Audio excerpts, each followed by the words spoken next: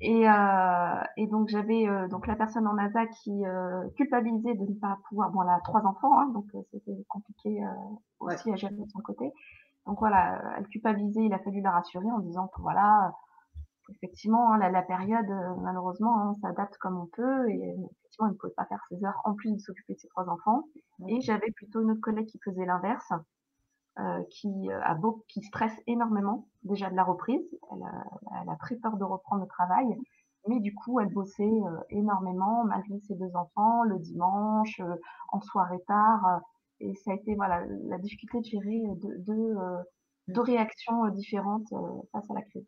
Ouais, vous avez raison de relever ça parce que c'est exactement ce qu'on constate. On a du mal à être dans la juste mesure, si tant est qu'il y en ait une, sur les gens en télétravail. On a soit des gens qui vont surinvestir, des cadres, mais pas seulement, qui se mettent vraiment en limite parce qu'ils travaillent beaucoup, parce que c'est confortable, qu'on est à la maison, qu'on est parfois moins dérangé, parfois, pas toujours.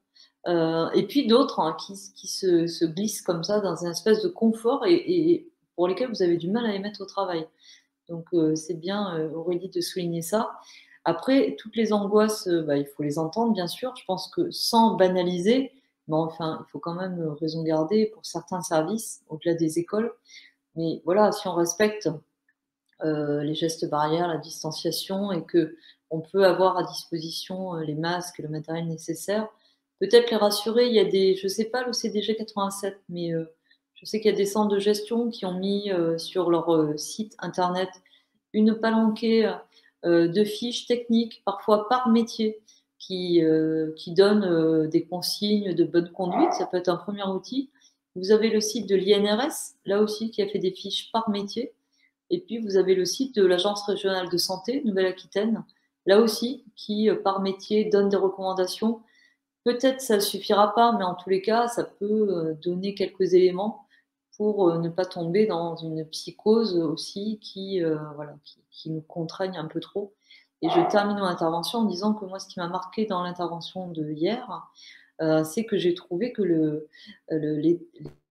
enfin, beaucoup le paquet sur la territoriale et sur les élus locaux, quoi. J'étais impressionnée de voir effectivement tout ce qui allait revenir à la décision de vos élus. Merci Aurélie. Est-ce qu'il y a quelqu'un d'autre?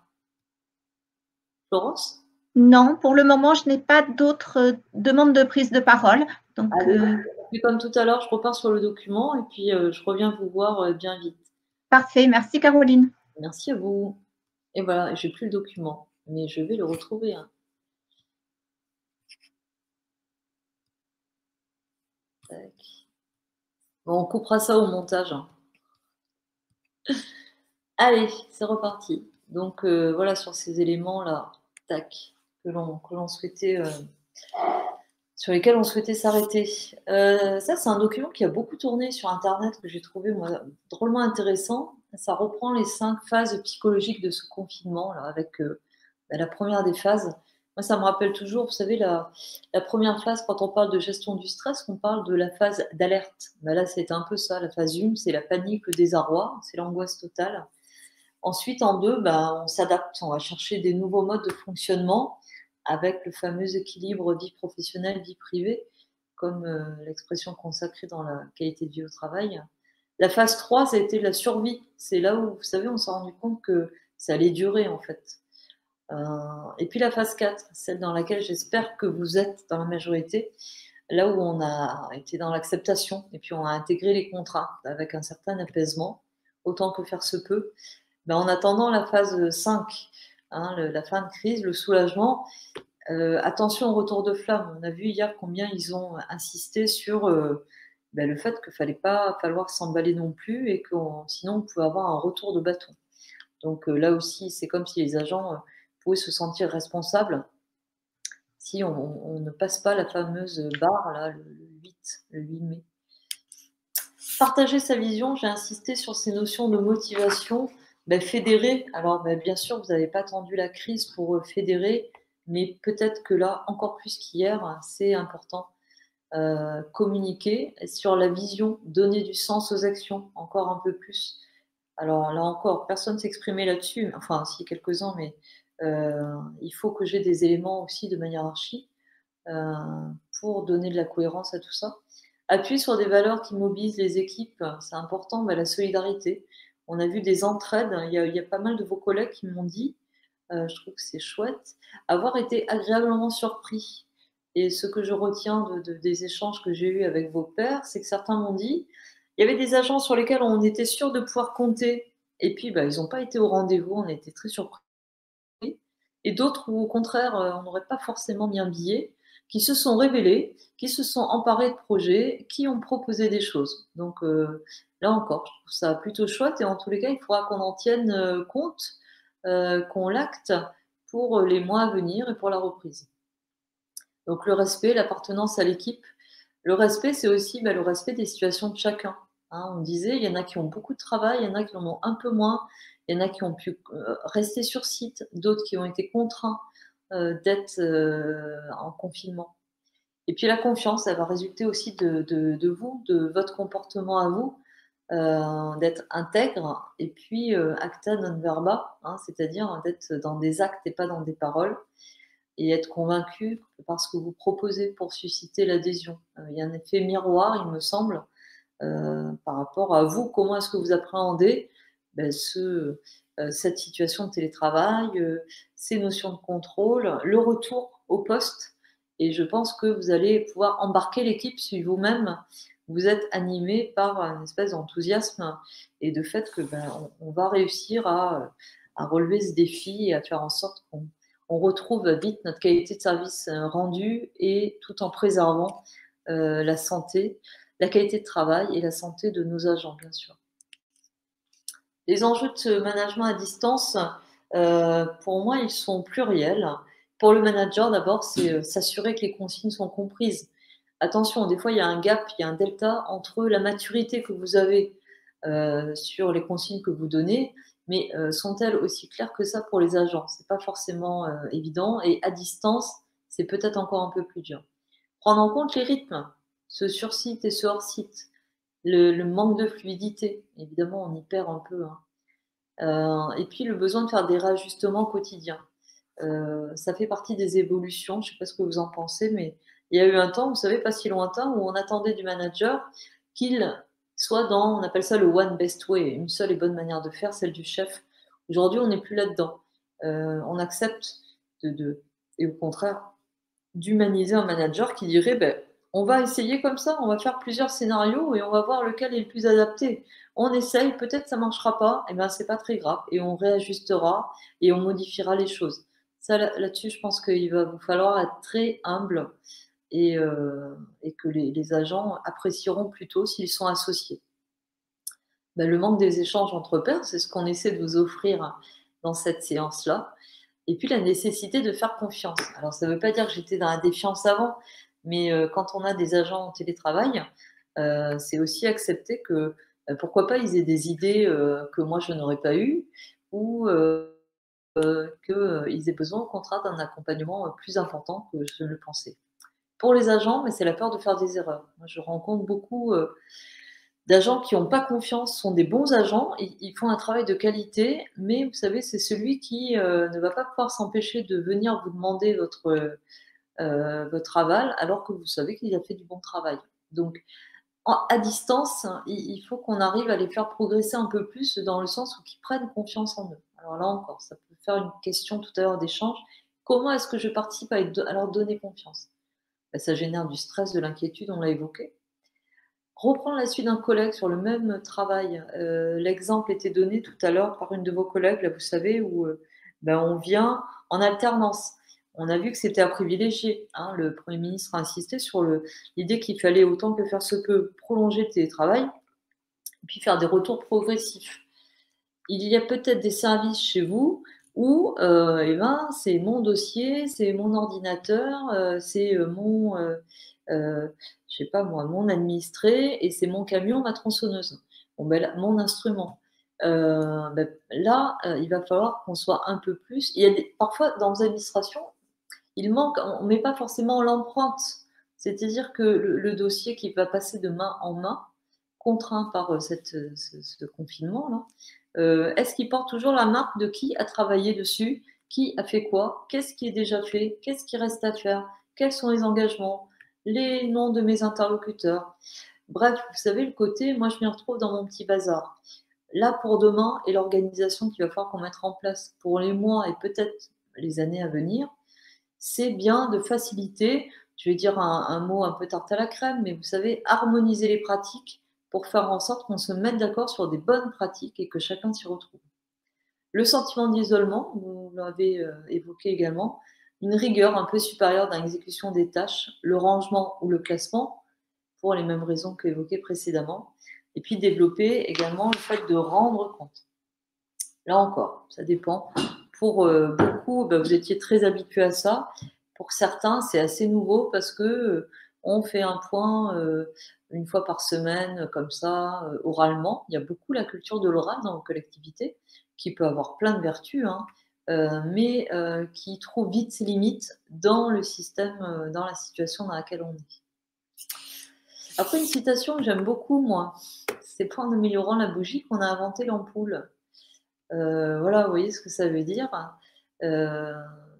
Ça fait des années, des décennies où on a pu modifier un petit peu ces pratiques, mais en gardant un socle.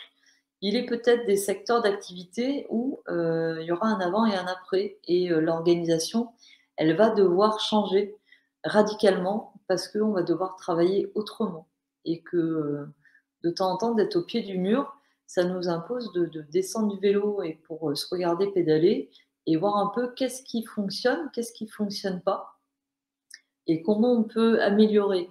Pourquoi pas pour la reprise, vous savez, il y a un outil qui peut être intéressant, ce qu'on appelle le SWOT, S-W-O-T. Vous savez, c'est un outil qui nous permet de nous interroger en interne et en externe sur quelles sont nos forces et nos faiblesses. Ça, c'est de l'interne. Et en quoi ça peut être une opportunité, en quoi ça peut être une menace. Voilà un outil dont vous pouvez vous emparer en grand groupe pour tirer enseignement et voir qu'est-ce qu'on garde et qu'est-ce qu'on jette, comment on modifie les choses. Ce que l'on perd dans le travail à distance, c'est cette interaction naturelle à laquelle on est tant attaché. On va perdre le côté supervision. Là encore, vous êtes plus ou moins souple dans votre management. Certains ne sont pas du tout dans le contrôle des horaires et tout ça, mais quand même, d'autres le sont un peu plus. Et puis, cette notion de concentration, de comment s'y prend l'agent. Moi, je suis très attachée à ça. Il me semble que parfois, c'est plus ce qu'on appelle le schème, la manière de s'y prendre, que le résultat lui-même qui compte. Et quand on est à distance, ça met le doute sur le fait que on n'a parfois que le résultat et pas forcément la manière de s'y prendre. Pour accompagner nos agents dans la montée en compétences, on est bien d'accord que il faut quand même qu'on voit comment ils s'y prennent. J'ai eu des exemples de collègues à vous qui avaient des agents juste entrés en fonction. Ça peut être difficile avec le distanciel de faire cette supervision-là. On va se retrouver chez soi. Et puis, je reviens vous voir tout de suite après cette diapo là, des équipes scindées. Et voilà, j'ouvre le débat sur est-ce que vous craignez des scissions et est-ce qu'il y a dans vos agents des interactions, des retours que vous redoutez parce que sur la charge de travail, hein, elle n'a pas été perçue de la même manière ou elle n'a pas forcément été la même. Allez, je vous retrouve. Tac. Arrêtez le partage. Me revoilà. Vous êtes toujours là? Oui, vous êtes formidable. Alors, est-ce que certains souhaitent s'exprimer? Ludovic. Alors, Ludovic Rougier, oui, de la mairie de Saint-Ginian, vous pouvez prendre la parole. Je vous remercie. Vous m'entendez? C'est bon? Oui.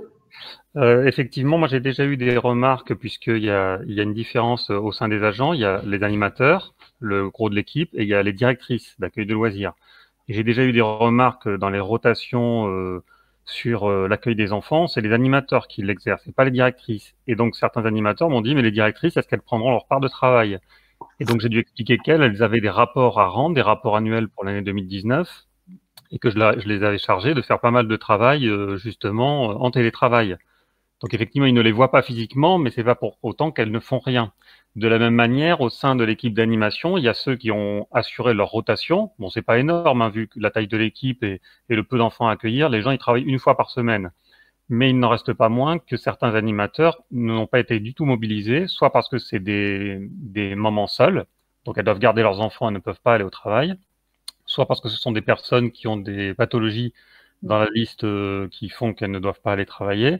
Donc bref, il y a une petite partie de l'équipe qui n'a pas du tout, entre guillemets, mis la main à la pâte. Alors certains se sentent coupables, et le risque, effectivement, c'est que quand tout le monde va se retrouver, il y ait des conflits.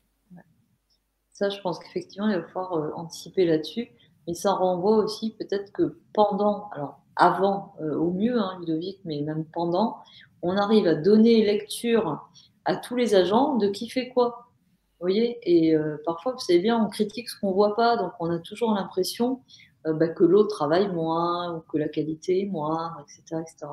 Donc la mise en place d'outils, on le verra tout à l'heure, mais d'outils collaboratifs, comme j'évoquais, qui permettent de donner une lecture de qui est sur quoi, qui fait quoi, et même s'ils ne sont pas concernés, pendant vos échanges en WhatsApp ou que sais-je, de laisser chacun s'exprimer, ça peut éviter d'avoir des a priori comme ça sur lui ou elle fait rien. Mais ça, on l'a déjà un peu en présentiel, vous savez, de manière très cliché. Les administratifs qui estiment que les techniques, c'est cool, ils sont dehors, et en plus, ils ont des super primes qu'on n'a pas. Et de l'autre côté, pareil, les administratifs à l'abri, enfin voilà. Donc ces clichés, on les a déjà. Mais ça aussi, ça fait peut-être partie des leçons qu'on pourra tirer, de se dire comment je donne lecture, donne une visibilité plus grande de quelles sont les contraintes des uns et des autres. Souvent, vous savez, je vais attendre que les autres prennent en compte mes contraintes, mais sans savoir nullement les contraintes des autres. Donc c'est un peu facile. Donc c'est peut-être l'occasion, mais le témoignage de Ludovic est intéressant. Mais je suis bien conscient de ces risques et je suis très intéressé par les outils. Ouais. Mais oui, bon, on verra, ces outils pour beaucoup informatiques. Hein, je pense que ces temps vont rendre aussi tous les informaticiens, les programmateurs très prolixes, mais il y en a déjà une quantité qui peuvent être intéressantes. J'avais vu par écrit, quelqu'un d'autre disait là, toute la difficulté de rompre avec les habitudes, surtout quand beaucoup recherchent à être rassurés. C'est peut-être ce que j'évoquais quand je disais les agents, ils ont peu en eux. Est-ce que certains peuvent s'exprimer là-dessus, sur comment est-ce qu'on fait pour leur donner confiance, pour, moi j'utilisais l'expression de phaser, de décomposer les objectifs qu'on leur donne. Qui veut bien s'exprimer là-dessus?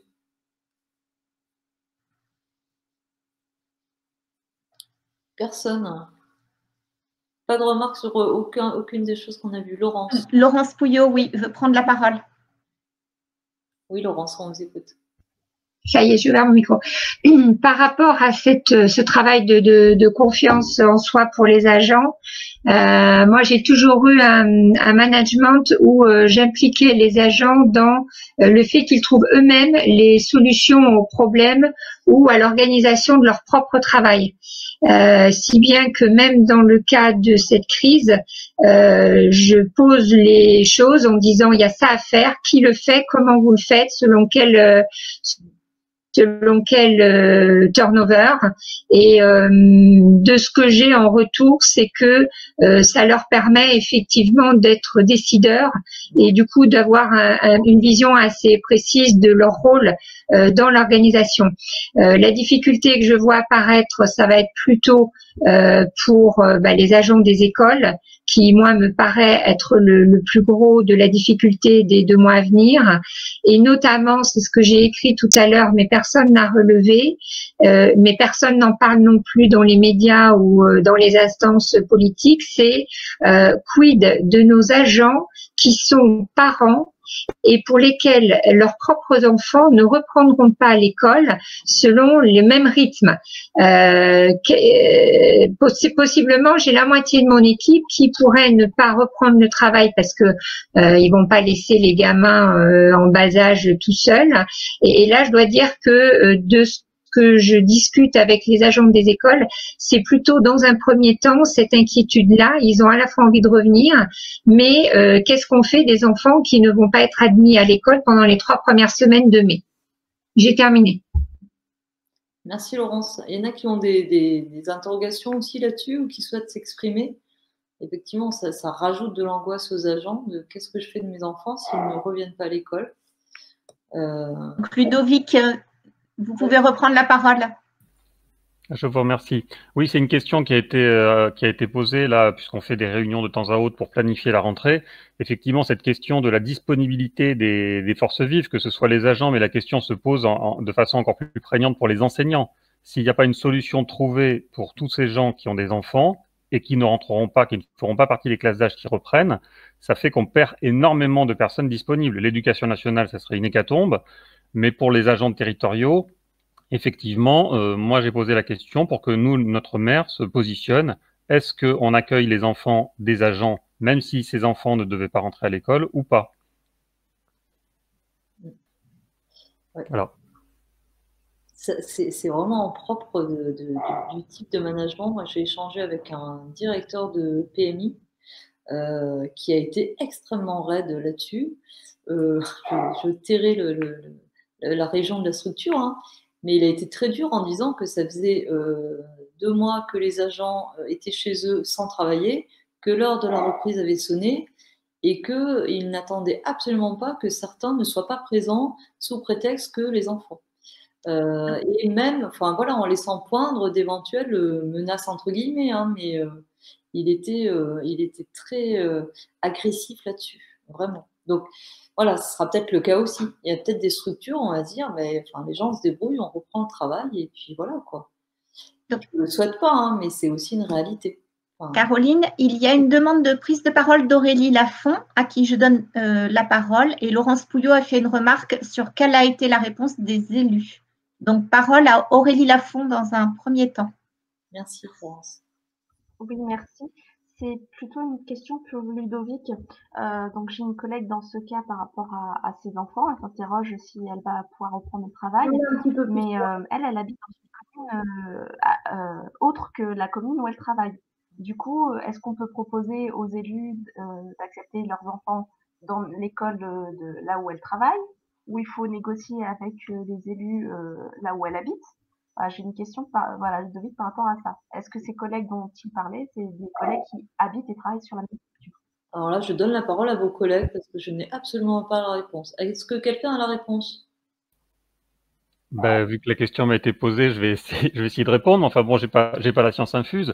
Moi, je suis conscient de la difficulté. Après, j'ai posé la question pour qu'elle soit remontée à mon employeur, en l'occurrence le maire, pour que lui statue sur est-ce qu'on accueille les enfants des agents, en l'occurrence, peu importe leur lieu de résidence, ce sont les agents de la collectivité.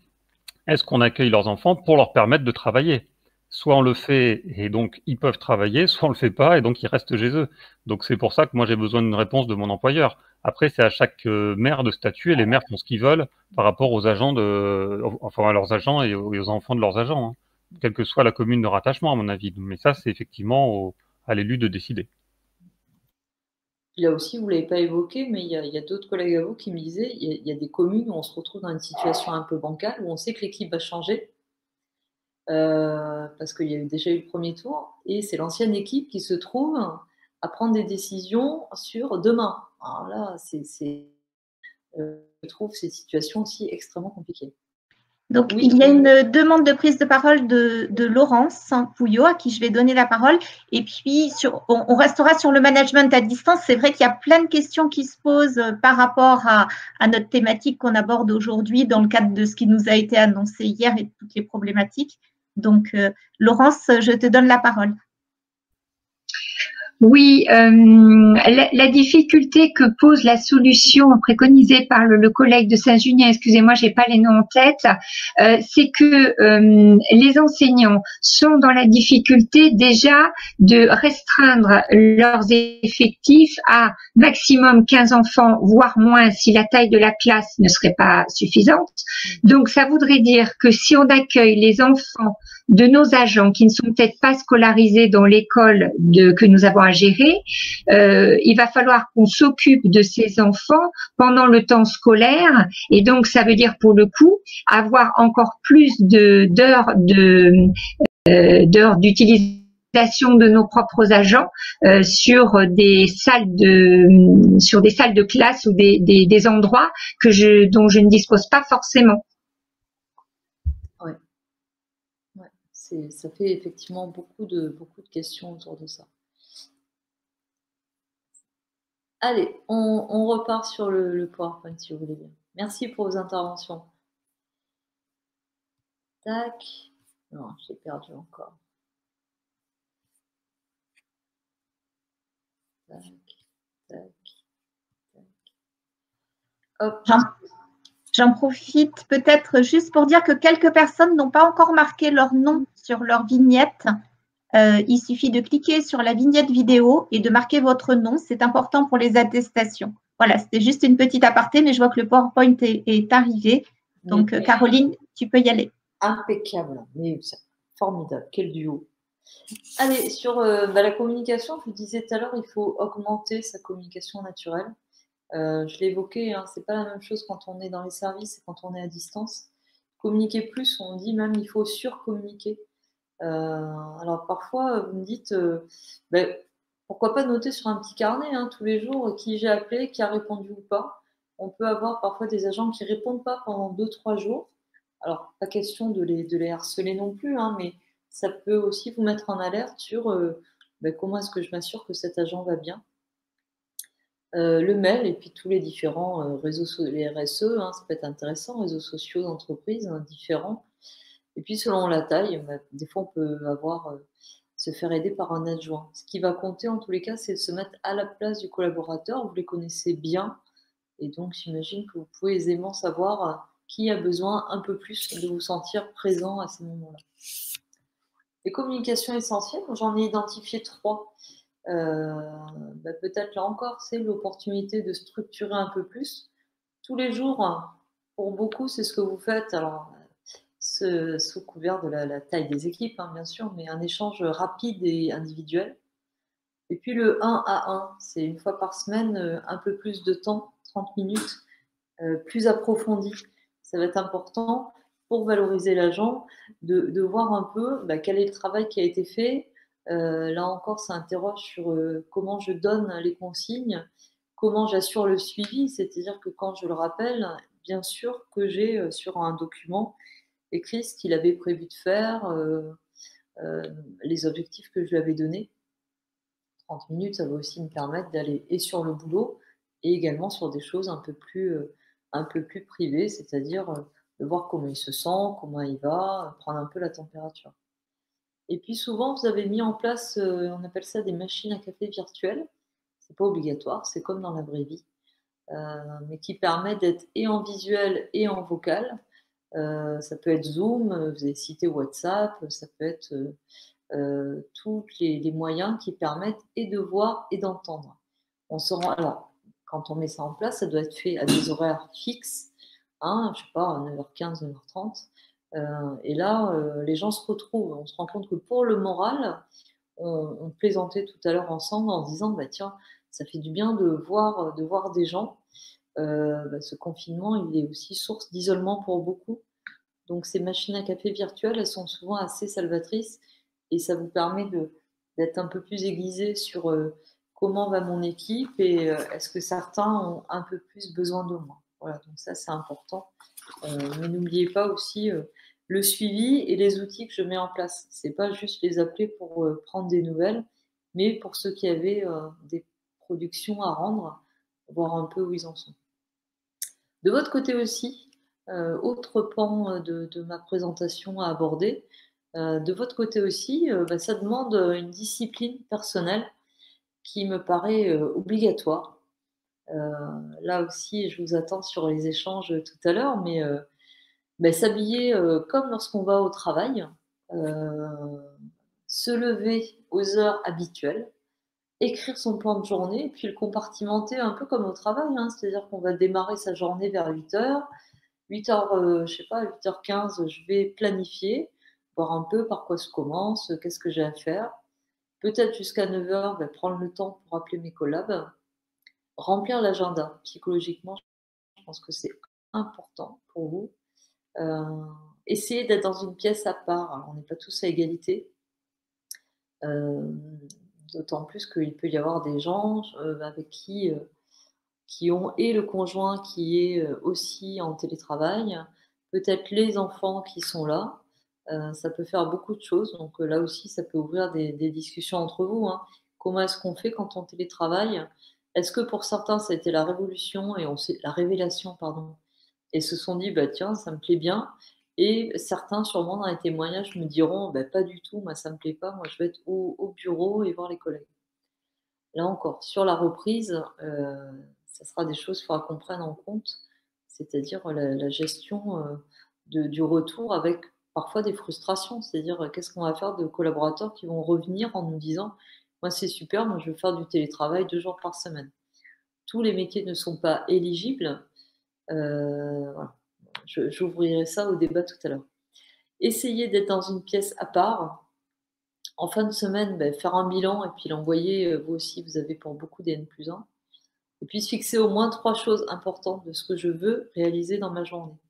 Avoir l'impression, vérifier, hein, mais d'avoir produit quelque chose. Discipline personnelle, c'est aussi attention à ne pas rester, on l'a dit tout à l'heure quand je parlais des gens qui travaillent énormément en télétravail, c'est pas forcément bon. Je pense que vous devez prendre des respirations régulièrement, ouvrir la fenêtre au sens propre et figuré, sortir un peu, voilà, se faire des pauses et puis garder ses routines de maintenance, c'est-à-dire comme au bureau, hein, relever les mails, passer les coups de fil de manière groupée. Et puis c'est aussi l'occasion de prévoir des auto-formations. Rien qu'en interne, au niveau du CNFPT, ils sont très prolixes et il y a toute une quantité de choses passionnantes qui sont sorties et puis que l'on peut enfin prendre le temps d'aller voir et dont on peut profiter. Pour le collaborateur, quand vous l'avez au téléphone, pourquoi pas articuler cet échange autour de quelques questions. Les tâches importantes qu'il a réalisées cette semaine, prendre le temps de voir un peu les news qu'il avait envie de vous donner, et puis être dans le demain, c'est-à-dire quelles sont les tâches qu'il prévoit de faire la semaine d'après. Il me semble que c'est important que ce ne soit pas fait au fil de l'eau, mais que pour vous aussi, il y a un outil de suivi qui vous permette de voir au fil des jours ou au fil des semaines qu'est-ce qui a été fait par tout un chacun. On disait tout à l'heure, attention au risque de scission lors du retour au travail. Ça peut être un outil qui vous aidera d'avoir planifié, quantifié qui a bossé sur quoi, voilà, à quelle hauteur, et pour pouvoir redonner du sens et à nouveau fédérer l'équipe, on le disait tout à l'heure. On se rend compte que là aussi, après je vais revenir vers vous pour échanger là-dessus, rester concentré à domicile, c'est pas forcément facile.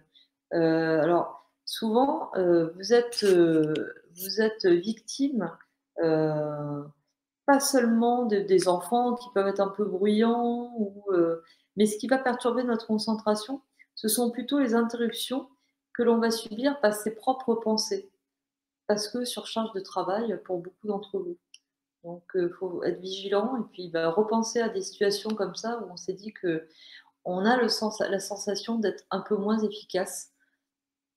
Ces temps-là, ils peuvent être aussi recentrés là-dessus. Hein. Où est-ce que je peux travailler différemment, mettre en place, pourquoi pas, des modes opératoires. J'ai pas mal de vos collègues qui parlent de ça, qui se rendent compte que cette crise, elle a aussi mis à jour des difficultés dans la transversalité, s'interroger sur est-ce qu'il y a des choses que l'on peut rédiger qui vont nous aider à travailler mieux, ça peut être quelque chose d'intéressant. Et puis pour récupérer au quotidien, mettre en place des rythmes un peu équilibrés, hein, on peut sacraliser des pauses tout au long de la journée pour ponctuer ça. Dernier document, et je reviens.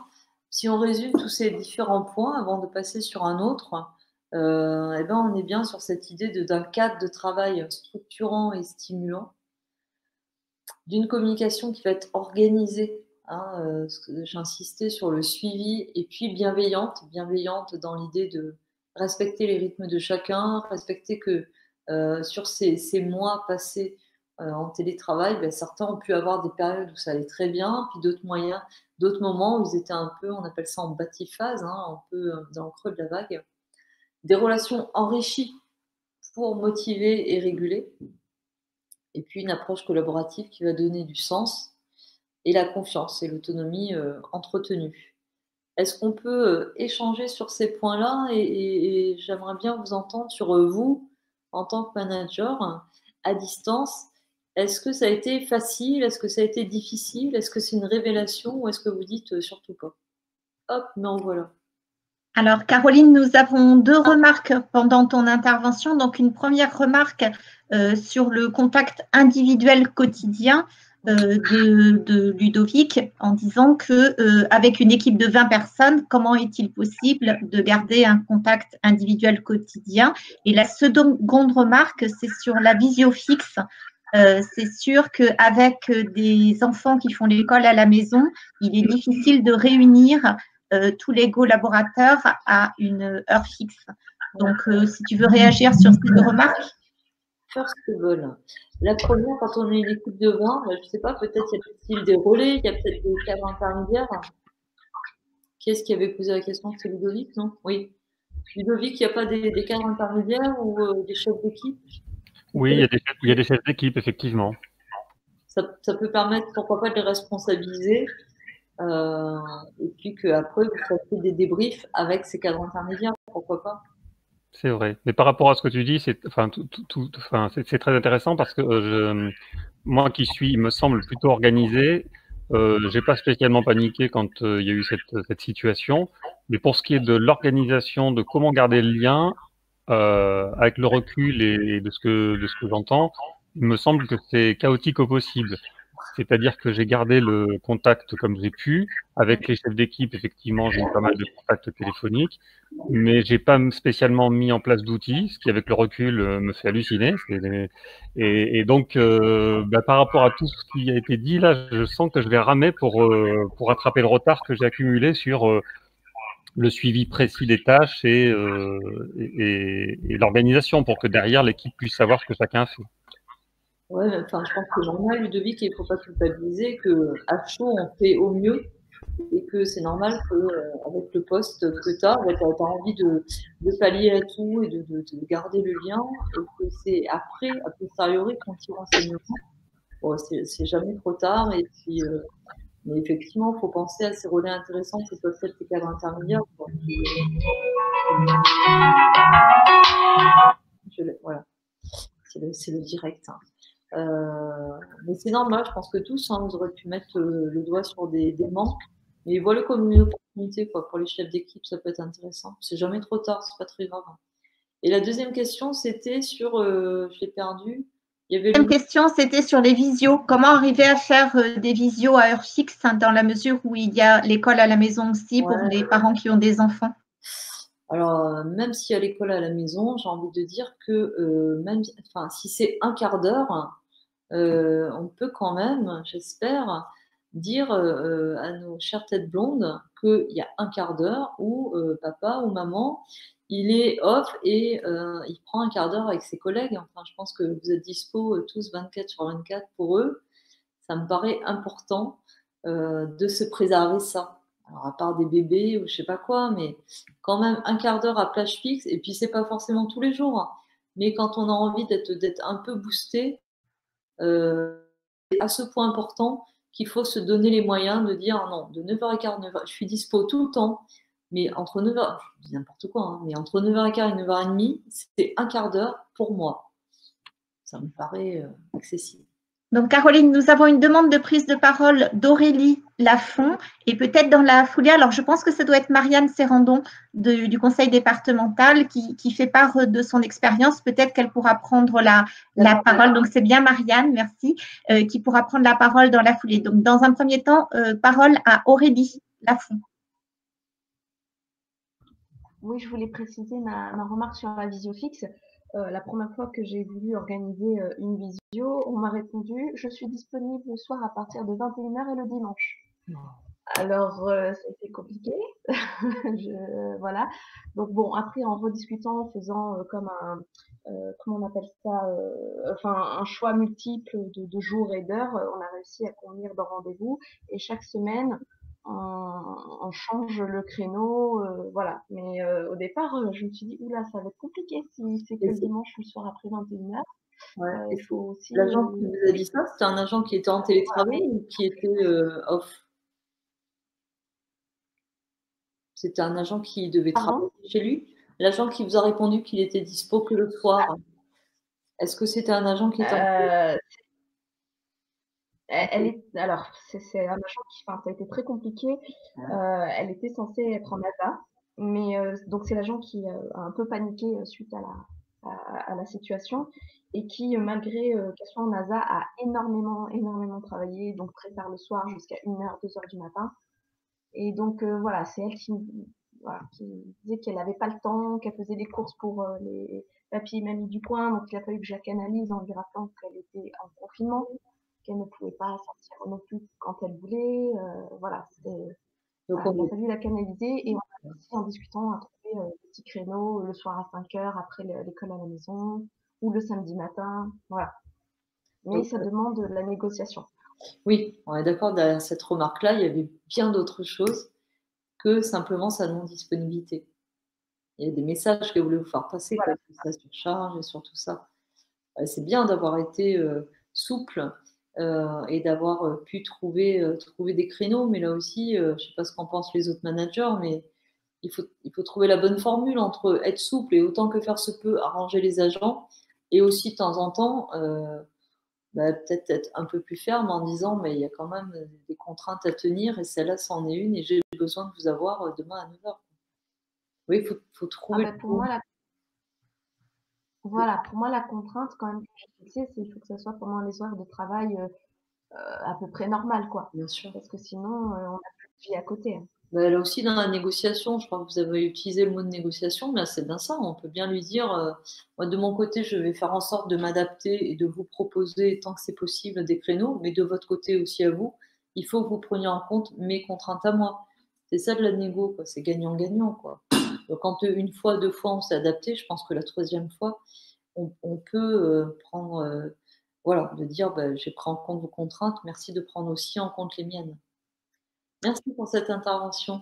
Il y avait quelqu'un d'autre, je crois. Oui, Caroline, Marianne Serrando a un petit problème de micro, donc je vais partager sa remarque. Elle nous dit qu'elle dirige une équipe de 6 personnes et elle fait part de l'outillage qu'elle a mis en place. Elle donne une feuille de route avec mission pour chacun, feuille de route partagée partout. Les plannings sont connus et partagés par l'équipe, qui est en présentiel, qui est en télétravail, qui est en autorisation d'absence, et elle le fait de façon hebdomadaire. Donc, ça peut être une idée pour une petite équipe, oui. Bien sûr, sans justifier, mais ça crée de la cohésion, ça montre qui fait quoi, qui est sur quel dossier, ça responsabilise, et puis je trouve que c'est valorisant quand on travaille et que ça donne lecture. Donc, effectivement, c'est une très bonne chose. Très bien. Parfait. Est-ce qu'il y a d'autres remarques sur... vous m'avez pas beaucoup parlé, enfin personne même, je crois, quasiment, de vous. Alors je sais que vous n'aimez pas trop parler de vous, mais vous, en tant que manager en télétravail, comment, je lis des sirops sur les visages, c'est rigolo. Comment vous le vivez? C'est confort, c'est pas confort, ça vous manque, c'est difficile?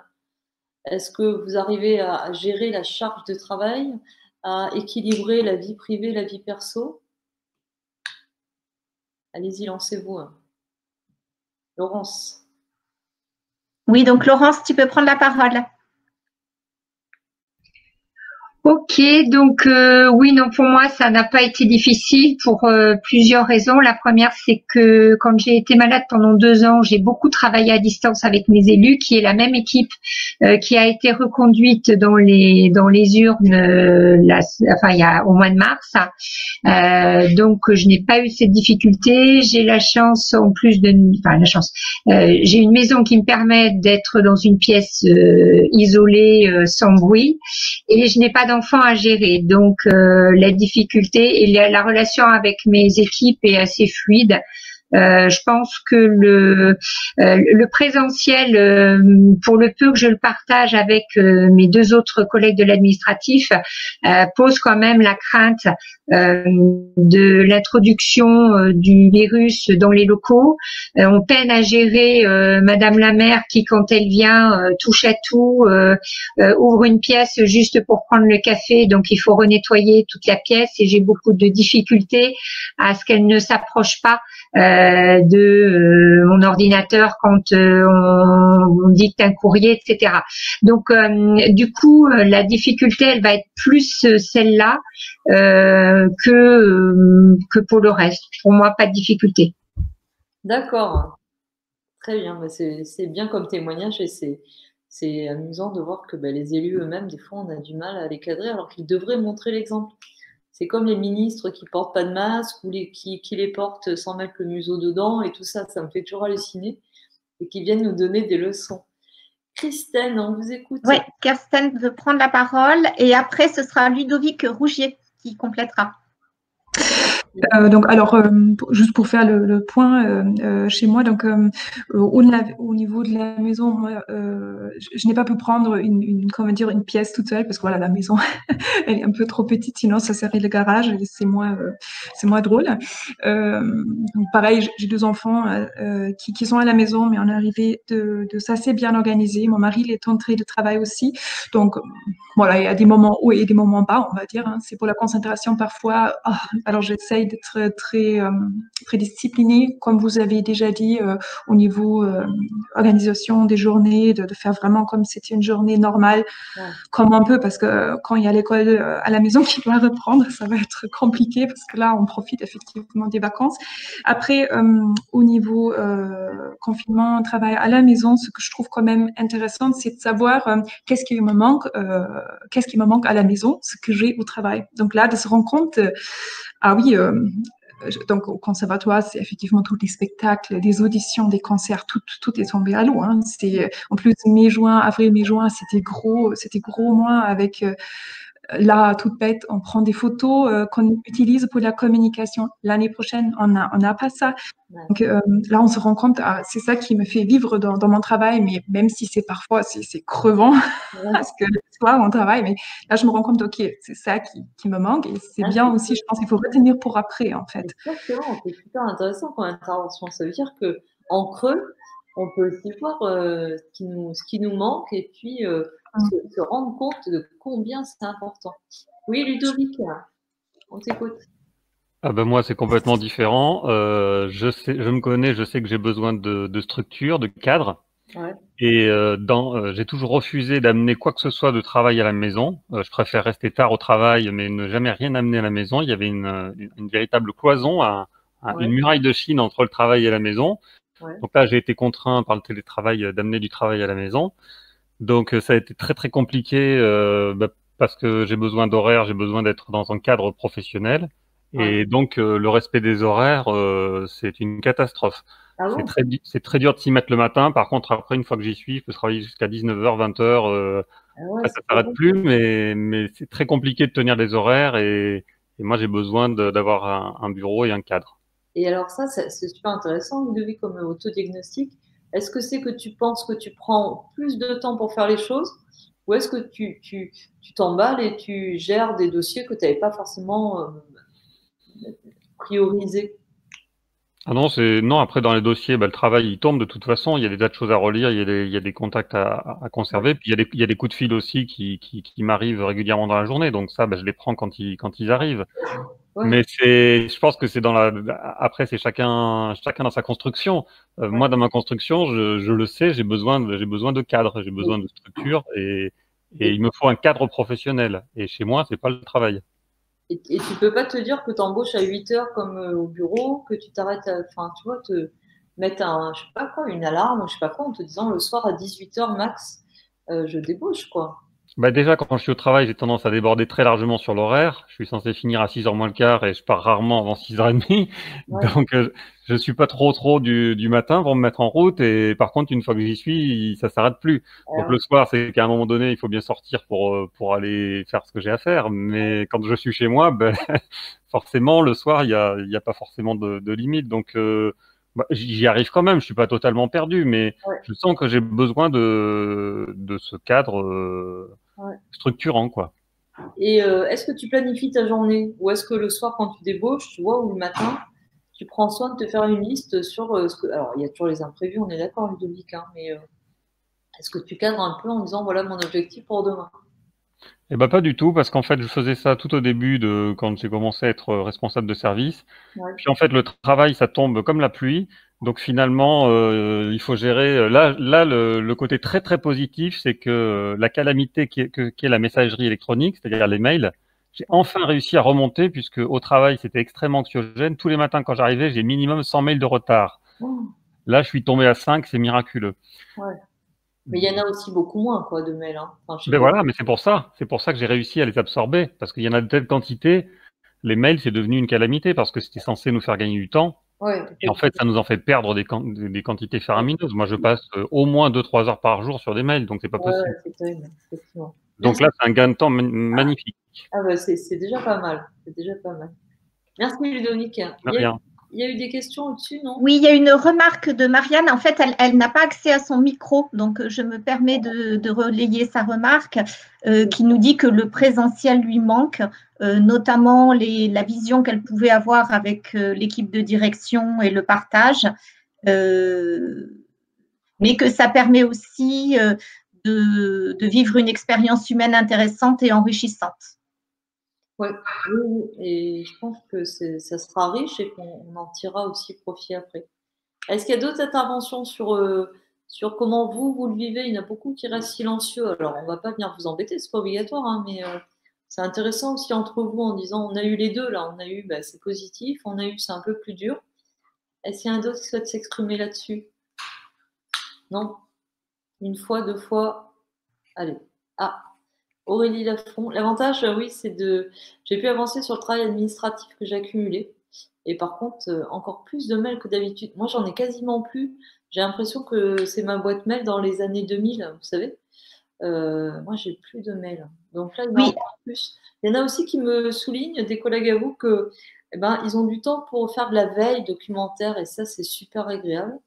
Ou d'autres qui ont pu donner à leurs agents des projets sur lesquels ils ont envie de réfléchir ou des choses où ça fait longtemps qu'ils avaient dit tiens, ça serait bien, pourquoi pas travailler là-dessus.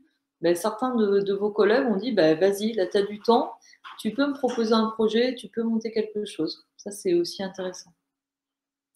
Laurence, oui, aussi, car noyé de propositions de matériel lié au Covid. Oui, c'est terrible. Oui, j'imagine. Bien, allez, merci. On repart sur le PowerPoint, si vous voulez bien. Alors, il faut que je le retrouve. Toujours, il est perdu, il va revenir. Je fais les manips.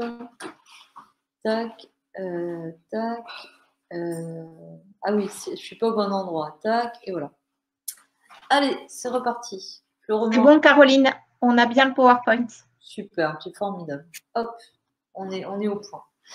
Une citation pour repartir. J'aime bien cette citation d'Einstein qui dit « Une personne qui n'a jamais commis d'erreur n'a jamais tenté d'innover ».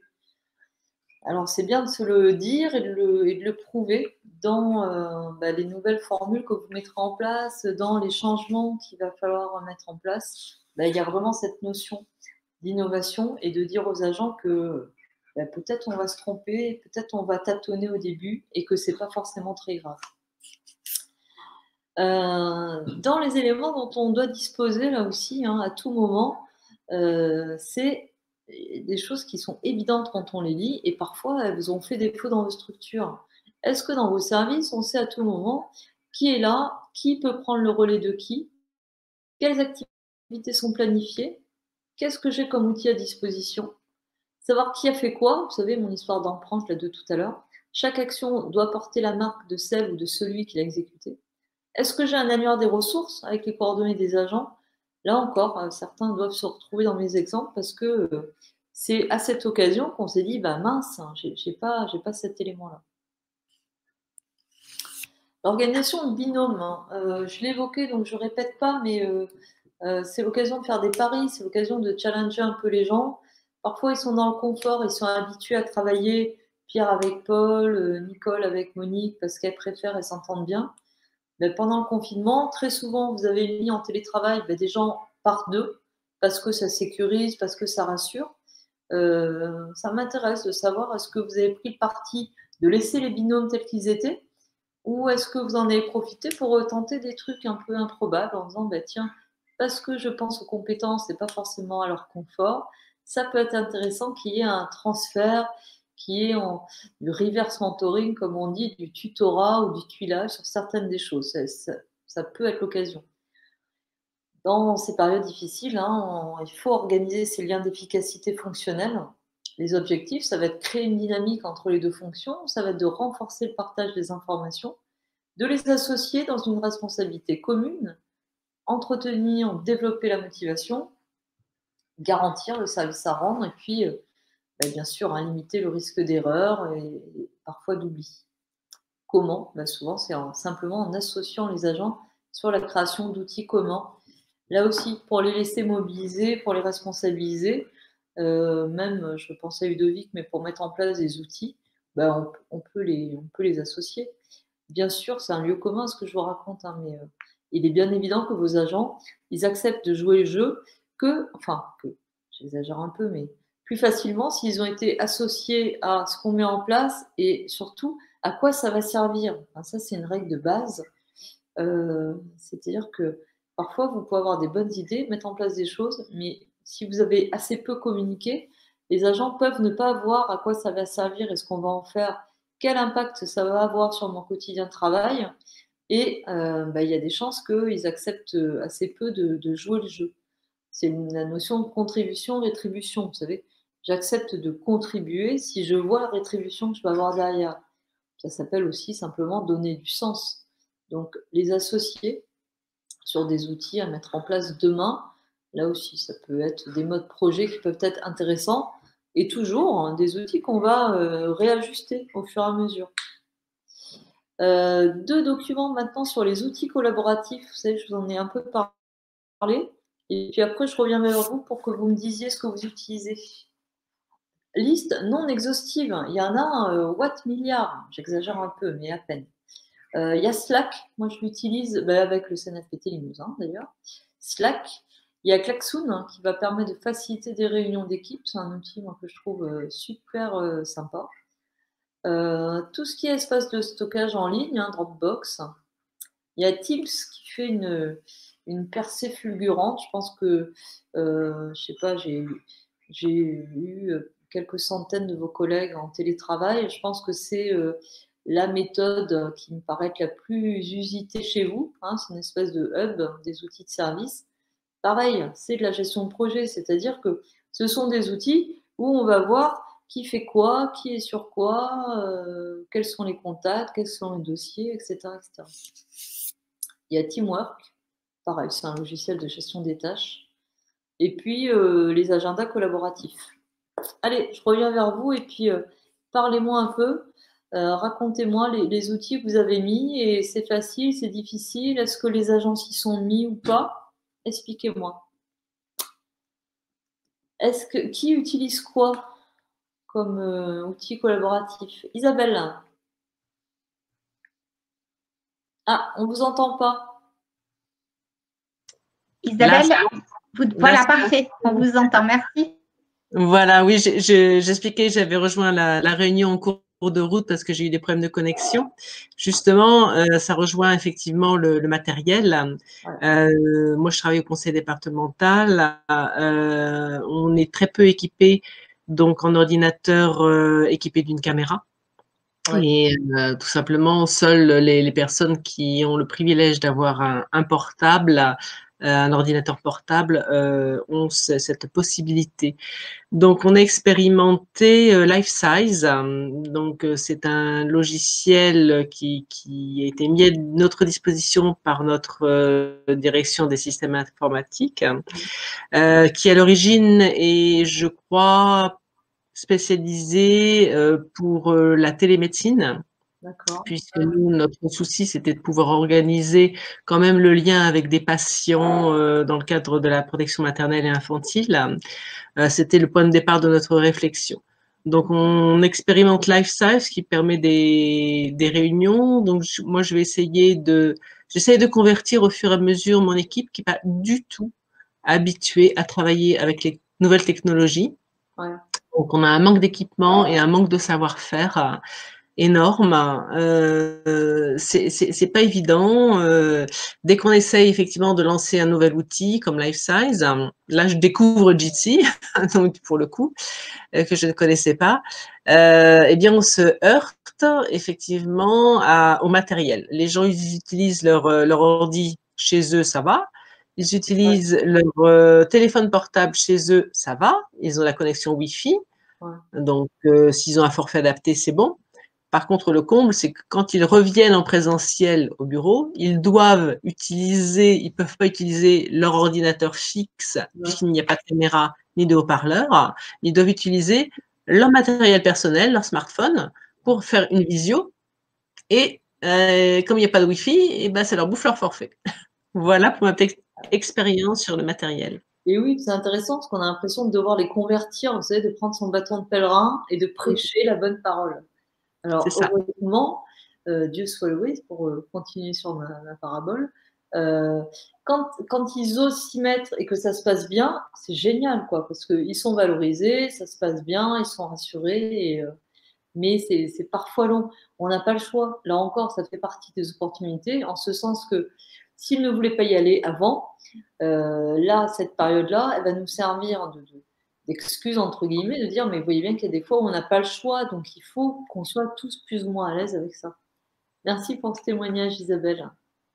Alors, Caroline, nous avons plusieurs propositions d'outils numériques, donc le Drive de Gmail, Google Hangout, Teams, Skype, Zoom pour les visios, et aussi Messenger, l'utilisation de Messenger pour faire du chat avec les collaborateurs. Ouais, ça c'est bien. Zoom, je crois qu'il y a eu au CNFPT, je crois que vous l'utilisez plus, vous n'avez plus le droit parce qu'il y a des problèmes de je sais pas quoi. Oui, pour une grosse organisation. Mais c'est vrai qu'après, sur des petits formats, c'est un peu différent.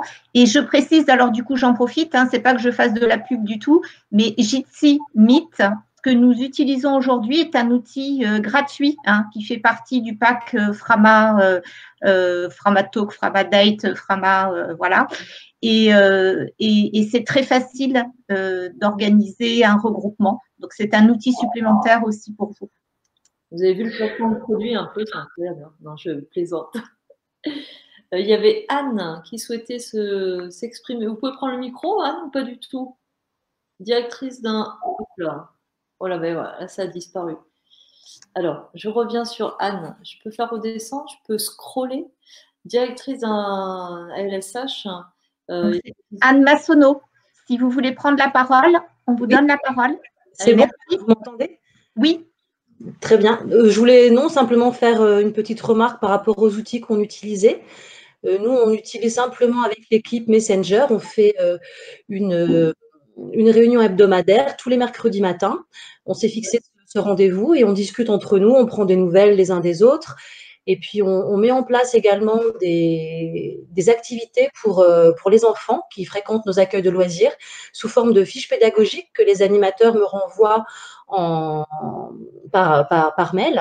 Et les fiches sont distribuées après, enfin, sont renvoyées à toutes les familles qui sont utilisatrices de nos accueils. Voilà. Ouais, c'est bien. Très bien. Merci beaucoup, Anne. Marianne qui nous dit, pour le département, le SSI permet de réaliser des webconférences. Hop, hop, hop. Patricia, est-ce que vous voulez bien prendre la parole, Patricia? On ne vous a pas entendu. Donc, Patricia Latière de Beaulieu, du CIAS, hein, du pays de Chalunexon. Je donne la parole. Donc, il faut, en bas, à gauche du téléphone, activer le micro. Je ne sais pas si Patricia a la possibilité d'activer son micro, peut-être pas. Donc, on peut lire sa remarque hein, sur les équipes du CIAS qui travaillent à distance en dehors de la crise. La plupart des agents ont accès au réseau informatique dès l'instant où ils ont un accès à Internet. Tous les dossiers et fichiers sont accessibles à tous. Ils ont un accès de la même façon à leur boîte mail. Ouais. Oui. Alors, c'est bien après la RGP. Ah, il y a quelqu'un qui parle. Allez-y. Non, il n'y a plus personne. La RGPD, elle nous a un peu contraints. Et puis, il y a aussi pour certains des problèmes de confidentialité. Tout le monde ne peut pas sortir tous les types de dossiers. Voilà, je pense au CCAS, je pense au médical, les enfants, etc. Teams ne me paraît pas tant utilisé que ça chez vous. Alors, il y en a qui ne se sont pas exprimés. Il y en a peut-être qui n'ont rien du tout. Vous avez le droit de dire, nous, on n'a rien du tout. Pas d'autres commentaires? C'est bon? Il y a des commentaires sur les débits en fonction des communes. Et c'est vrai que c'est peut-être une remarque indépendamment des différents outils qui peuvent avoir leur qualité. avant tout, effectivement, si les agents ont à la maison des mauvaises qualités en termes de débit, ça les exclut du collectif. Tu as raison, Florence. Et puis, plus si on est plusieurs à télétravailler, s'il y a le conjoint, s'il y a les enfants, là, ça tire sur le câble. Allez, je repars et je reviens vous voir. Ah oui, Christine, Panazol Teams est utilisé également en CODIR, plus en réunion de crise. Teams, c'est vraiment bien, c'est stable, c'est vraiment chouette, mais ça a un coût. Mais je redis ce que j'évoquais tout à l'heure, je pense que vraiment cette période-là, elle va sacrément booster tous les créatifs et je pense qu'on va voir naître dans les mois et les années qui viennent tout un tas d'outils qui vont faciliter ce type de travail. Ça, j'en suis certaine. Allez, alors, est-ce que... Tac, non, il faut que j'aille le rechercher là. Tac, et après je reviens là. Hop, hop, tac. Non. C'est parfait, Caroline, on voit bien le PowerPoint et il nous reste 20 minutes. Mais c'est formidable. Et puis peut-être, si on n'a pas le temps, ça ne fait rien. Si on n'a pas le temps de finir, on va prendre le temps de discuter. Allez, donc, attention au piège. Est-ce que j'ai mis en place tous les outils possibles pour faciliter les échanges? Est-ce que tous maîtrisent les outils? On ne l'a pas évoqué, mais il y en a peut-être, enfin si, la première collègue, pardon, l'a évoqué tout à l'heure. Il y en a peut-être qui sont très promptes à utiliser tout ça et d'autres qui sont vite dépassés. Là aussi, je peux mettre en place du tuilage ou des binômes. Est-ce que je les ai impliqués à la construction? Je l'évoquais tout à l'heure. Vérifier qu'ils l'utilisent tous de la même manière. Là encore, c'est bien de mettre en place un outil de communication transversale. Encore faut-il que chacun respecte la règle du jeu. Ce n'est pas toujours le cas. Hein, chacun va faire à sa sauce. Et ce qui fait que pour faire des extractions, pour faire de l'utilisation, on sera embêté. Est-ce que je respecte moi-même mes engagements? Et puis, bien sûr, aller à l'essentiel, toujours. Collaboratif qui va donner du sens. J'y reviens encore. Quels impacts sur l'activité? Sur l'homme, pensez au retour, attention à ça et anticipez ça. Hein. Les impacts sur les interactions. Ah ben elle a moins travaillé, elle a plus travaillé, machin, elle est plus allée au bureau, pas moi, machin. Sur la manière de travailler. Le schème dont je parlais tout à l'heure, la méthode de travail, les effets positifs, les effets négatifs. Il y en a qui ont gagné en autonomie, il y en a qui se sont laissés glisser. C'est ma dernière partie, hein, vous l'avez compris, mais comment je relance un peu la machine? Quid de la motivation et de l'implication? Ceux qui se sont révélés et ceux qui ont été plus en difficulté. Moi, j'entends plein de vos collègues me dire j'en ai vu que j'ai perdu au fur et à mesure. C'est-à-dire ils se sont laissés couler et c'est difficile de les rattraper. Quel enseignement tirer de l'expérience à court terme et à long terme? Voilà, tout ça sera des choses que vous évoquerez avec vos agents.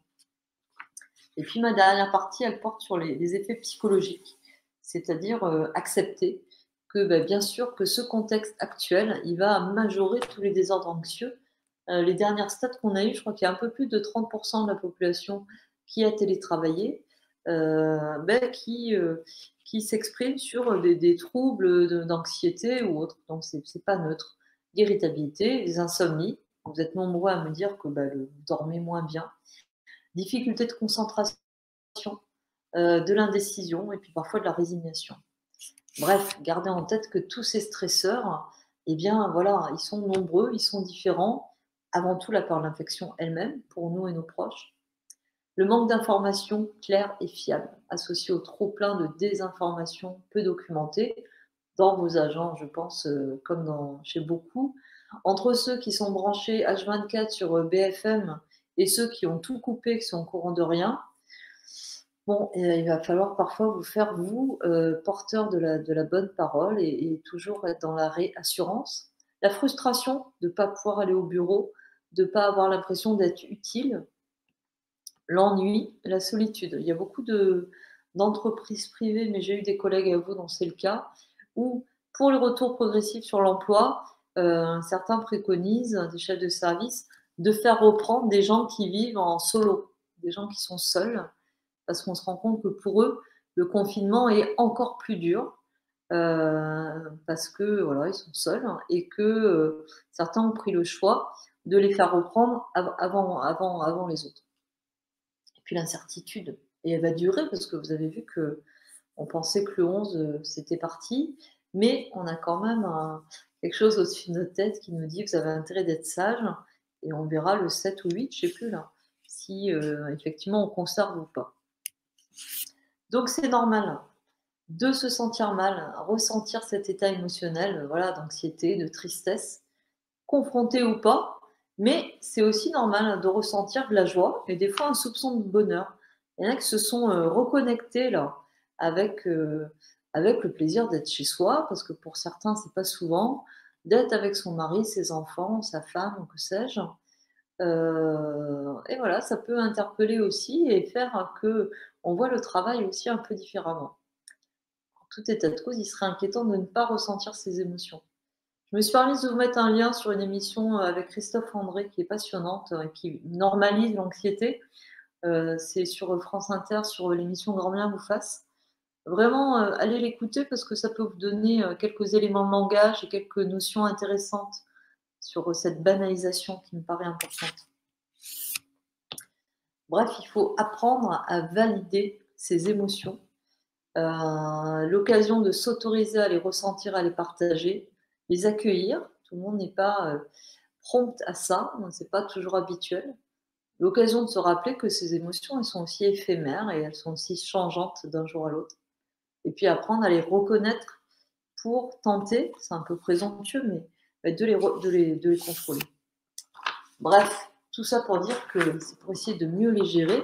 Qu'est-ce qu'on peut mettre en place? Moi, j'ai vu fleurir dans des chaînes, vous savez, Internet, plein d'exercices de cohérence cardiaque. Alors, Respirelax, par exemple, mais il y a plein d'autres applications. J'ai vu plein de gens se mettre un peu au sport, à domicile, vous savez, avec des étirements ou autres, du pilates ou des exercices de respiration. Même de vos collègues qui m'a dit qu'elle avait mis en place des groupes, voilà, collectifs, où chacune allait s'envoyer des 5 minutes avec des exercices à faire. Voilà, c'est un peu rigolo et ça permet de se recentrer aussi sur son soi et comment on gère ça. Voilà, d'exercices, par exemple, de méditation de pleine conscience. Et puis, deux cas, hein, soit je vis seule, soit je vis en famille. Si je suis seule, au moins 30 minutes de contact par jour, c'est essentiel pour votre santé mentale. En évitant, c'est pas toujours possible, mais les personnes angoissantes. Et si je vis en famille, mais c'est un peu l'inverse.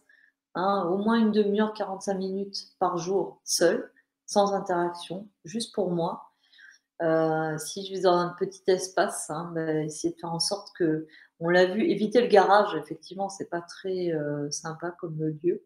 Enfin, quoique, ça peut dépendre. Mais essayez, voilà, avec un casque ou des boules caisses, de vous préserver un peu. Et puis en particulier, les parents ou les aidants qui ont besoin d'un temps pour être un peu plus à l'écoute. 2 documents sur lesquels je vais passer un peu, enfin je vais passer d'ailleurs direct, mais je vous laisserai les lire. J'ai repris les travaux de Bruno Latour, qui est un sociologue. Il vous pose des questions sur la remise en marche après la crise. Donc, je vous laisserai le lire, hein, vous aurez les docs. Et pour me concentrer, avant de revenir vers vous, sur ce dernier doc, j'aime bien insister sur le relationnel. On voit à quel point c'est essentiel.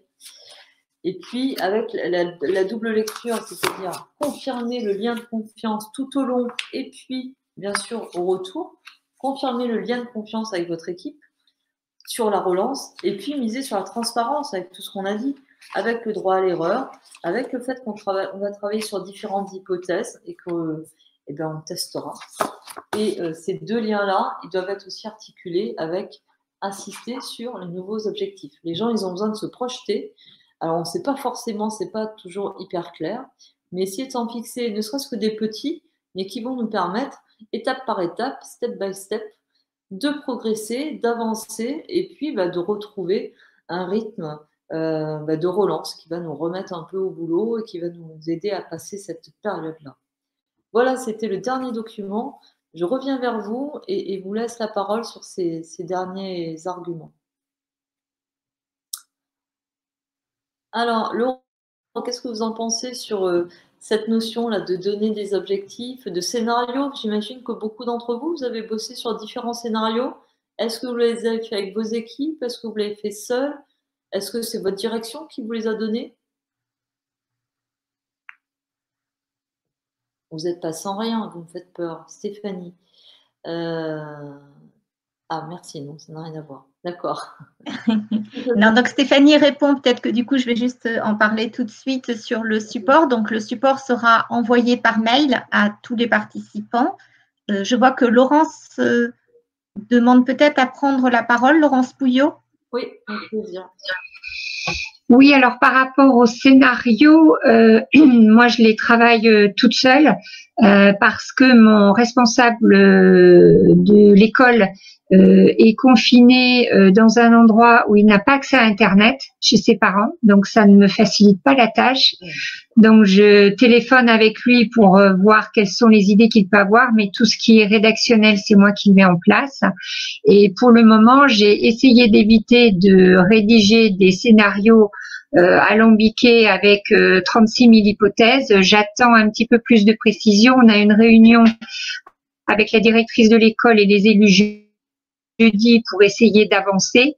Mais effectivement, cette nouvelle épée de Damoclès qui pourrait faire que le 11, on ne reprendrait pas, ne facilite pas l'avancée dans les différents scénarios. Tu sais, il faut faire un logigramme, quoi. Tu sais, voilà, reprise, oui, non. Si oui, voilà ce qu'on met en place. Sinon, voilà ce qu'on met en place. Mais on n'a pas toutes les billes, vous avez raison. Ludovic. Ludovic, il est reparti. Oui, je suis là. Nous, effectivement, on a déjà fait plusieurs réunions en physique. Bon, alors, vu que c'était dans la salle du conseil municipal et qu'on était 6, on avait au moins 2 mètres entre chacun d'entre nous, donc ça allait en termes de distanciation physique. Mais effectivement, donc on planifie tout ça. On a des réunions prévues avec le maire pour bien caler sur un certain nombre de réponses. On a besoin d'avoir des réponses, donc ça sera le 4 mai. C'est une semaine avant la reprise. Le 5, ça sera avec les directrices d'école. De toute manière, nous, vu qu'on doit accueillir les enfants en périscolaire, au moins les grandes sections CP, CM2, les classes qui vont entrer à l'école, il faut qu'on prépare ça. Mais effectivement, il y a énormément d'incertitudes. Le président de la République a donné des très très grandes lignes. Le Premier ministre hier a à peine affiné. Donc là, on a besoin aussi que, dans mon cas de figure, c'est M. Blanquert, apporte des précisions, parce que on est quand même dans un flou artistique assez complet. Hein. Donc même en faisant un tableau, si oui, si non, enfin, ça avait beaucoup d'hypothèses et de possibilités à parcourir. Ouais, tout à fait. Je pense que vous êtes nombreux à vous dire ça, effectivement, Ludovic. Il y avait Aurélie qui avait demandé la parole. Aurélie ? Oui. Donc, avec mon homologue, nous avons, parce que nous sommes 2 à gérer un réseau de lecture, nous avons préparé un plan en fonction de 3 scénarios. Soit les élus décident d'ouvrir toutes les médiathèques, comme d'habitude, avec un protocole, bien évidemment, avec du marquage au sol, un nombre limité de personnes dans la médiathèque, etc.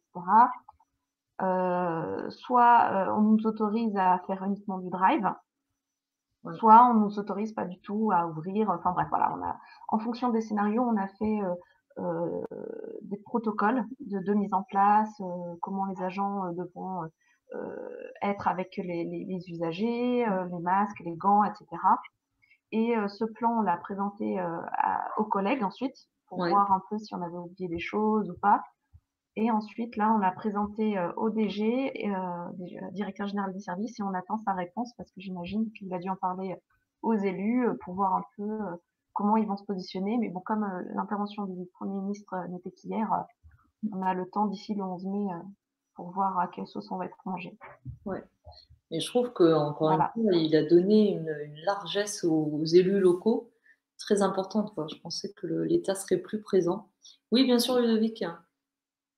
Oui, justement, tu me donnes l'occasion de rebondir pile poil sur ta dernière remarque. Effectivement, le souci, c'est que l'État ne donne pas beaucoup de cadres. Là, je vois que dans la réunion, nous sommes plusieurs à gérer des accueils de loisirs. Typiquement, Jeunesse et Sport, qui est donc notre ministère de tutelle, puisqu'on dépend d'une réglementation, ne nous a toujours pas dit si on pourrait fonctionner les mercredis. Moi, j'ai des demandes de famille. Est-ce que les accueils de loisirs sont ouverts les mercredis ou pas? On ne sait pas. Ouais, c'est fou. Hein. Donc, c'est quand même magique pour s'organiser que l'État ne donne pas plus de directives. Ouais. Je trouve qu'il a vraiment chargé les élus locaux en disant ça, ce sont les maires. Moi, j'ai été bluffée. Je pensais que les préfets seraient plus présents que ça. Il y a Patricia qui nous dit trop d'incertitudes sur la réouverture des ALSH, par exemple. élaborer des plans de reprise d'activité. Actuellement, nous passons des commandes pour protéger les agents avec la perspective de la reprise, avec des masques réutilisables, avec ce qu'on appelle des chantes, solutions hydroalcooliques, désinfectants mobiliers. Il y a beaucoup de secteurs, hein, les accueils, les CNFPT eux-mêmes, hein, Florence, je te mets dedans, hein, c'est des grandes questions quand même aussi. Hein. Comment est-ce que vont s'organiser les formations? Est-ce qu'on sera aussi nombreux? Les machines à café, enfin, ça paraît anecdotique, mais on les garde pas, on désinfecte, on les met en service. Oui, peut-être dire que par rapport au management, du coup, cette incertitude rend la communication difficile aussi dans les collectivités. Est-ce qu'on communique alors que les choses ne sont pas encore certaines? Est-ce qu'on attend qu'elles se clarifient pour communiquer? Peut-être que toi, Caroline, dans cette période de crise par rapport au management, justement, qu'on est obligé d'exercer à distance encore pour le moment, est-ce que tu as quelque chose à rajouter, un conseil à donner? Oui, moi je pense qu'il faut doser le niveau d'information qu'on leur donne, c'est-à-dire pourquoi pas aborder avec eux, voire les amener à co-construire hein, les différentes hypothèses, mais ça va dépendre le niveau d'anxiété de vos agents.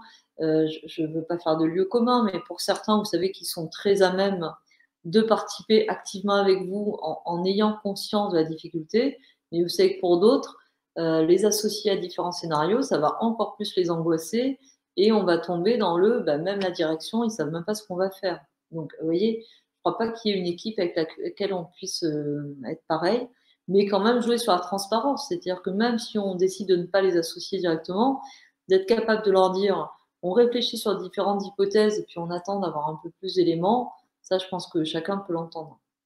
Laurence nous dit, oui, la difficulté, c'est aussi dans la responsabilité juridique des élus sur la réouverture de certains services péri extrascolaires. Vous avez vu, il y a quelques rebelles là qui disent non, moi j'ouvre pas les classes. Ça va friter avec les préfectures à mon avis. Donc je ne sais pas quel degré, la question de Florence c'était quel degré de transparence on donne aux agents. Ça dépend des équipes, ça dépend des secteurs. Je ne sais pas, quelqu'un veut rebondir sur ce que je dis ou a le droit de pas être d'accord? Je pense que tu as en partie répondu en disant qu'effectivement, en fonction du degré de connaissance des agents, et de dire que les équipes sont en train de travailler sur des choses sans donner encore le résultat pour des équipes qui seraient angoissées, hein, mais ne serait-ce que de dire que c'est en préparation. Ils le savent. Ouais. Mais ils ont bien, je disais tout à l'heure qu'ils ont besoin d'être rassurés. Ouais, mais là, on ne peut pas. Donc, il ne faut pas non plus faire de l'enjouisme en disant tout va bien se passer. On avance pas à pas, quoi, je pense. Donc, nous sommes à 3 minutes de la fin. S'il n'y a pas d'autres remarques parmi les participants ou questions purement sur le sujet, je veux bien reprendre la main sur les aspects un petit peu plus techniques. Donc, ce que je voulais dire, donc déjà pour tout le monde, c'est que le document qui a été présenté ce matin par Caroline Bretenoux va vous être envoyé par mail. Donc, je le ferai soit tout à l'heure, soit demain matin. Donc, vous n'allez pas tarder à le recevoir. Donc, ça, c'est déjà une chose. Une autre chose, il y a quelques personnes encore que je vois présentes qui ne se sont pas identifiées. Ce sont sans doute des personnes qui nous ont rejoints après les consignes. Donc, je demande à ces personnes de cliquer sur leur vignette, la vignette vidéo, hein, même si, alors, ils peuvent mettre à côté à droite du téléphone la vidéo en route pour bien se reconnaître et cliquer sur leur vignette et indiquer leur nom directement sur la vignette vidéo parce que c'est ce qui va nous permettre de faire les attestations de présence. Tant qu'ils ne se sont pas identifiés dans la réunion, je n'ai pas leur nom et du coup, je ne pourrai pas les marquer présents. Donc, voilà, je tenais à signaler ça. Il y a une question qui nous a été posée sur l'enregistrement vidéo. Vous pouvez voir qu'en haut à droite, effectivement, il y a marqué REC. Nous testons un enregistrement vidéo. Nous ne sommes pas sûrs de la qualité que celui-ci pourra avoir. S'il était de qualité, nous vous ferons savoir à quel endroit vous pouvez retrouver l'enregistrement vidéo parce que certaines personnes, c'est vrai que ces fonctions des bandes passantes de chacun ont pu perdre de temps en temps le son, voire l'image, et être sur une mauvaise qualité de réception. Donc, on pourrait imaginer que si notre enregistrement vidéo est de qualité, cela permettrait d'avoir une vision complète de l'intervention de ce matin. En tout cas, d'un point de vue technique, moi, je voulais vraiment vous remercier parce que vous avez complètement joué le jeu sur la demande de prise de parole, les micros, et du coup, même en étant nombreux, globalement, indépendamment des problèmes de bande passante, nous avons quand même pu échanger. Donc, Caroline, je te laisse le mot de la fin. Ben, moi, je vous remercie, effectivement. Mais ce qui m'intéresse, c'est d'avoir un retour sur ces formats qui sont plutôt nouveaux. Ça fait 15 jours, 3 semaines que je travaille avec ça, mais ça m'intéresse. Ah, il y en a qui apparaissent. Bonjour, on fait connaître. Hop, c'était furtif. Est-ce que, voilà, vous pouvez écrire 2 mots ou nous dire ce que vous avez trouvé sur le fond, sur la forme? Est-ce que c'était intéressant? Est-ce que ça a répondu à vos attentes? Est-ce que c'est des choses que vous avez envie de voir déployer à nouveau? Ou est-ce que vous dites que non, c'est pas confortable? Enfin, dites-nous, n'hésitez pas. Très bien, super. Personne ne veut s'exprimer. Format intéressant. Très bien, merci Marianne. Super intéressant, interactif. Merci Ludovic. C'était pour beaucoup peut-être une première expérience, donc allez-y. Hein. C'est tout ce qu'on a. On a ceux qui se sont exprimés, qui ont répondu. Laurence, très bien, même si j'ai eu des coupures. Je suis désolée, des fois ça vient de votre réseau aussi, hein, ou si vous êtes plusieurs. Merci pour ce premier rendez-vous Actu, ce fut intéressant. Je partage avec plaisir. Florence? Oui. Quand tu es prête, après ton go, je prends les participants avec leur nom et prénom, dès qu'ils auront mis leur nom et prénom. Donc tu me dis et j'enregistre. Merci. D'accord. Donc cela veut dire que tout le monde va devoir vraiment renseigner son identité sur les vignettes. Louis, donc notre responsable informatique, qui a pris la parole. Est-ce que tu confirmes qu'il y a encore quelques personnes qui ne se sont pas identifiées? Ben là, on dirait que ça a l'air correct vu comme ça. Ah, c'est bien. Alors, c'est super, c'est que j'ai bien été entendue. J'ai encore un phélogisteur, moi, mais bon. Du coup, c'est peut-être une personne qui est partie. Et oui, merci Caroline et Florence, c'est gentil. Oui, ça vient un peu tard, ben oui, mais peut-être le télétravail perdurera un peu. Merci beaucoup, ben merci à vous, c'est chouette. Merci pour ces échanges, même en cours de route. Merci, instructif, et le format est plutôt chouette. Vous avez vu que jusqu'à 20, bon, alors c'est vrai que tout le monde ne s'est pas exprimé, mais il y en a qui ont beaucoup mobilisé la parole, mais tant mieux, je les en remercie. Mais voilà, on arrive quand même à interagir. Tant mieux, ça fait partie des changements. Voilà, j'ai commencé ma présentation en disant tous les métiers changent, les nôtres aussi changent, et on se dit pourquoi pas. Trop bavard, non, mais c'est super, au contraire, moi j'apprécie beaucoup. C'est chouette, tant mieux. Si c'est une première et que c'est intéressant, ça tendra à se développer. Ça n'empêche pas qu'on aura aussi plaisir à se retrouver à la délégation rue de 55 ou de l'ancienne école normale. Parce que quand même, on peut boire un café, mais bon, vous voyez que c'est un moindre mal. Moi, en parole de fin, je vais vous souhaiter à tous du courage, vraiment, parce que les mois qui arrivent vont être compliqués. Mais voilà, j'ai toute confiance. Il faut que vous gardiez aussi de la bonne énergie, l'envie de bien faire. J'espère que ça vous aura donné quelques pistes en tous les cas. Et puis, j'espère vivement vous retrouver en salle, en vrai. Pourquoi pas, peut-être il y aura un temps même où on pourra serrer la main, vous imaginez? Pourquoi pas se faire la bise, mais là, je m'emballe un peu. Mais voilà, je vous remercie de votre participation active et de vos retours positifs. J'espère que Louis, il a pu, je pense que tout le monde s'est exprimé, non Louis? Oui, c'est bon. D'accord, tout est bon pour nous. Merci. Au revoir et à bientôt sur d'autres rencontres. À bientôt. Au revoir. À bientôt.